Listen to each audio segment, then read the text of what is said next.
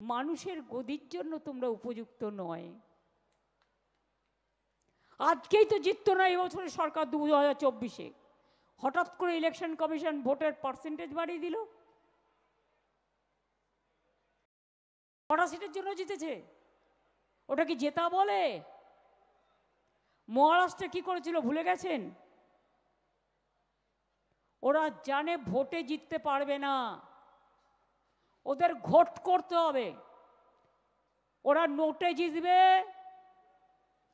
ঘোটে জিতবে, মানুষের ভোটে জিতবে না। তাই আমি চেয়ারকে বলছি না, কিন্তু বাবুকে বলছি।